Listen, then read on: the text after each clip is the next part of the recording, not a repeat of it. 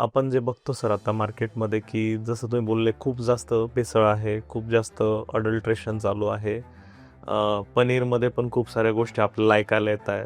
पण एक सामान्य व्यक्तीने हँडमेड मसाला वर्सेस बाकीचे जे मसाले आहेत, तर त्याला जर एक फरक ओळखायचा आहे, तर तुम्ही सांगितलं सर एक वास घेऊन आपल्याला कळतं की पूर्वी व्हायचं नाही का, आपण मसाल्याचं झाकण उघडलं की 2 ते 3 मिनिटं तो वास पूर्ण घरामध्ये पसरून जायचा. असे कोणते पॅरामीटर्स आहे सर, जे जर आपण ऑडियन्सला समजवले, की हा एक चांगला मसाल्याचे हे पॅरामीटर्स आहे.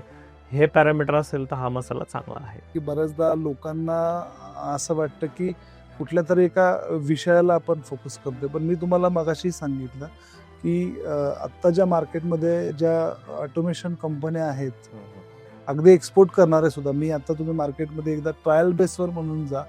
₹20 किलो मिरची पावडर विकली जाते मार्केटमध्ये आहे.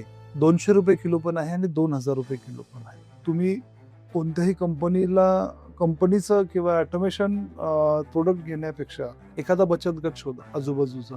त्या महिलेला ताकद द्या. मी हँडमेडचाच घ्या असं नाही सांगेन. पण तुम्ही जे हँडमेड बनवलं जाईल, जे तुमच्या डोळ्यासमोर बनवलं जातं किंवा जे पारंपरिक पद्धतीने बनवलं जातं, ठीक आहे, तुम्हाला पॅकेजिंग चांगलं नाही मिळणार.